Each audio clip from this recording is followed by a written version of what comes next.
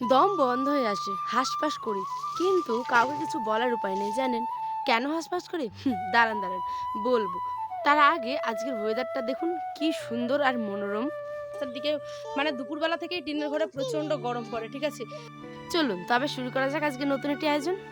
এই যে দেখুন, আজকে সকালবেলার ওয়েদার হচ্ছে গিয়ে এরমটা, প্রচন্ড মেঘ লেগেছে। সকালবেলা এখন বাজে হচ্ছে 10:30টার মতো। আজকে ব্লগটা এখান থেকে শুরু করি। Hello everyone, good morning. কেমন আছেন সকলে? আশা করছি ভালো আছেন, সুস্থ আছেন। নতুন দিনের সাথে নতুন একটি ব্লগ নিয়ে আমি রাজি রয়েছি পায়েল। দেখুন সকালবেলা থেকে ব্লগটা তো শুরু করিনি, করতে করতে দুপুরবেলা হয়ে গেছে। তো এসেছিলাম হচ্ছে কি আম গাছ থেকে আম কুড়ানোর জন্য। তো দেখুন 2খানা আম কুড়িয়ে পেয়েছি। আর এই যে উপরে কত হলুদ হয়ে আছে আমগুলো, তো নিচ থেকে দেখা যায় না, দূর থেকে দেখা যায় আর কি, যে কতগুলো আম হলুদ হয়ে আছে। তো দেখুন এখন আয়ন সোনাকে ঘুম পাড়িয়ে দিয়েছি, তো দুটো আমও কুড়িয়ে নিলাম। আর ভাবলাম চলুন ব্লগটা এখান থেকে শুরু করি। এই দাগটা এখনো যায়নি, জানি না কি করলে দাগটা মুছবে। তো চলুন এখন যাই ঘরের দিকে। আর আজকে সকালবেলা ওয়েদারটা এত খারাপ ছিল, তো রান্নাবাড়ি সমস্ত কিছু আয়নের আপা খাওয়া দাওয়া করে চলে গেছে। কাপড় ধোয়া সকালের সমস্ত কাজগুলো কিন্তু কমপ্লিট। তো এখন রৌদ্র কখনো আবার এরম করছে, সব কাপড়গুলো গোটা পড়ে গেছে নিচে। সেই যে সকালবেলা ব্লগটা শুরু করেছিলাম, তারপরে পুরো একদম টেনেছি হচ্ছে গিয়ে দুপুরে 2:30 থেকে 3টের মধ্যে। মাঝখানে এডিট করলাম, বাড়ি রান্না বাড়ি হাবিজাবি যা যা কাজ ছিল সমস্ত কিছু প্রায় কমপ্লিট। কাপড় চোপড় ধোয়াধুয়ি হয়ে গেছে আজকে প্রতিদিনের মতো। আজকেও সেগুলো শেয়ার করা হয়নি। যারা যারা দেখেননি অবশ্যই ভালো ভালো, আমার চ্যানেলে অনেক সুন্দর সুন্দর ব্লগ অলরেডি দেওয়া আছে। ধান কাটা থেকে শুরু করে ভুট্টা মারা, ভুট্টার গাড়ি কীভাবে কী করা হয় সমস্তটা একবার আপনারা গিয়ে ভিডিওগুলো প্লিজ অন করে দেখবেন। আশা করছি অনেক অনেক ভালো লাগবে। আর ভালো লাগলে তো জানেনই, পরিবারের প্রিয় বন্ধু হওয়ার জন্য আপনার কাছে বিনীত অনুরোধ। তো দেখুন এখানটায় একটা আম ছিল, ওই যে পেয়েছিলাম কুড়ি, একটু খাইয়েই বললাম, তো সেটাকে খাওয়ার ইচ্ছে হলো। আর মন যেটা যায় সেটা তো করতে হয়, তাই না বলুন? আর থেকে কষ্ট দিয়ে কোনো লাভ নেই। তাই ভাবলাম চলুন খেয়ে নিই। এত সুন্দর গাছ থেকে পড়েছে, টাটকা একদম হলুদ আম। তো ভাবলাম চলুন, আয়ন সোনা তো খাই, ওর বাবাও খায়, তাই এখন ওরা যেহেতু নেই, ওই ঘুমিয়ে আছে আর ওর আব্বা তো স্কুলে চলে গেছে, তাই আমি খেলাম। আর এইদিকে সমস্ত কাপড়গুলো তার থেকে উড়ে উড়ে পড়ে যাচ্ছিল। তো ক্লিপগুলো হয় না, সেইগুলো ছিল 2 প্যাকেট জানেন, কিন্তু হারাতে হারাতে হারাতে এখন মাত্র 5-7টার মতো আছে। কিন্তু ওগুলো আর এনে দেওয়ার মতো ইচ্ছে হয় না আমার। এবার এটা হচ্ছে বিকেলবেলা। সকালবেলা তো উঠোন ঝাড় দেওয়া হয়েছিল, বিকেলবেলা আমি একটু দিয়েছিলাম, কারণ এই যে আমের আটি মাটি দেখছেন কত কিছু নোংরা হয়েছিল ঘরটার সামনের দিকে। আর আমের সিজন যেহেতু, এখন প্রচুর আম খাওয়া, সকলে মিলে খাচ্ছে, আমিও খাচ্ছি। তো আটিগুলো দেখবেন এখানে সেখানে পড়ে থাকে, তাই এরকম ভালো লাগে না, তাই একটু বিকেল টাইমটা ঝাড় দিয়ে নিচ্ছিলাম। আর সকালবেলা দিয়েছিলাম, তো ওটা শেয়ার করা হয়নি। তো এখানটায় ভালো মতো করে ঝাড়টা দেওয়ার পর যাব হচ্ছে কি বাইরের দিকে। দাঁড়ান, তার আগে দেখি যে গরুগুলো যেখানে থাকে সেখানটা একটু নোংরা হয়ে আছে, তো সেখানটাকেও ঝাড় দিয়ে নিলাম।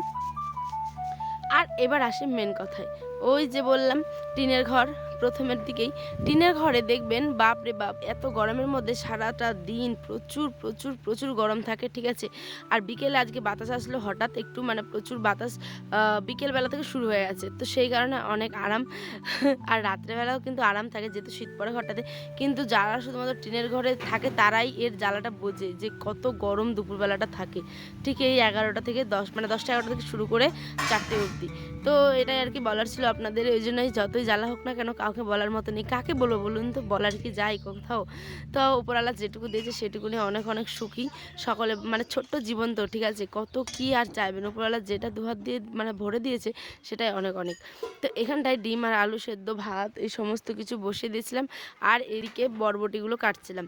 আমি না গুলিয়ে যাই কোনটা বরবটি আর কোনটাকে, যে লম্বা লম্বা বিনস টাইপের থাকে। তো বর্মশাই বলছে এটা বরবটি, যেহেতু লম্বা ছিল অনেকটা, আর বিনসটা নাকি একটু ছোট থাকে এর থেকে। তো যাই হোক, ডিম আলু দিয়ে আর বরবটির ঝোল করব। তো কে কে এরকম করে খান অবশ্যই কমেন্টে জানাবেন। আয়নের আব্বা এটা খেতে ভীষণ পছন্দ করে জানেন। টিনের ঘর হলে এই একটা সমস্যা, বিকেল দিকে দেখবেন রাস্তার দিকে, দুপুরবেলা থেকেই টিনের ঘরে প্রচণ্ড গরম পড়ে, ঠিক আছে। তো আমরা তো বাড়িঘর দিনই এখনও বিশেষ একটা কাজের জন্য আপনাদের অনেক অনেক ব্লগে আপনাদের বলেছি। তো আয়নের মাথায় দেখুন গরমের জন্য কত ঘা উঠেছে দেখুন।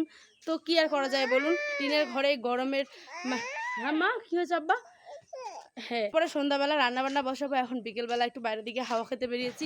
তো টিনের ঘরের এই একটা সমস্যা, তবুও কিন্তু শান্তি থাকে। রাত্রেবেলা দেখবেন টিনের ঘরটা প্রচুর ঠান্ডা থাকে, আর অনেক শান্তি মতো লোক ঘুমোতে পারে, যেটা ছাদের ঘরে প্রচুর গরম কিন্তু, তাই না বলুন? তো চলুন হাঁটে হাঁটি হাঁটি পাই। আয়নকে একটু হাঁটাহাঁটি করছি বিকেল টাইমটা। সাইকেলটা ওর খারাপ হয়ে গেছে বলে ওকে বসাতে পারছি না। তো চলুন এখন গিয়ে রান্নাবাড়ি বসাতে হবে। আর আজকে ওয়েদারটা এখন মেঘলা মেঘলা প্রচুর, মালদাতে তো শুনছি বৃষ্টি হচ্ছে, আর এখানে উত্তর দিনাজপুরে কোনো বৃষ্টি নেই, এই আসে তো এই যায়, এই করছে আজকে সারাদিন। যে দেখুন আমাদের গ্রামের রাস্তাটা পুরো মেঘ অন্ধকার, আর এটা আমাদের বাড়ির। তো চলো চলো, মানে এই দিকটা ছাদ আর এই দিকটা হচ্ছে গিয়ে টিন আছে, যেটা হচ্ছে গিয়ে আমাদের ঘর। আর এই যে এখানে পেঁপে গাছ, আর ওয়েদারটা দেখুন ভীষণ সুন্দর। সবজিগুলো কেটে ভাতটা বসে গেছিলাম হচ্ছে বাইরের দিকে, যেহেতু প্রচুর গরম সেই কারণে। তারপরে ভাবলাম চলুন রান্না তো করতে হবে, ঘরে তো থাকতেই হবে, যে করেই হোক, যতই কষ্ট হোক, যতই শরীর জ্বালা করুক। তো এখানটায় আমি ভালো করে বিনসগুলোকে ভেজে নিচ্ছিলাম হলুদ লবণ দিয়ে, তারপরে মশলাটাকে কষে নিচ্ছিলাম। তো এদিকে ভাতটাও হয়ে গেছে, ভাত পাশানো হয়ে গেছে। এখানে গরম আলু যেহেতু, তাই গ্লাস দিয়ে ভেঙে নিচ্ছিলাম। তো আলু, বিনস আর ডিম দিয়ে আর কি একটা তরকারি করেছি, সেটা লাস্ট অব্দি দেখানো হয়নি যেহেতু প্রচুর বৃষ্টি চলে এসেছিলো রাত্রে। তো আজ এই পর্যন্ত বন্ধুরা, দেখাবে অনেকটা ব্লগে। সবাই ভালো থাকবেন, সুস্থ থাকবেন।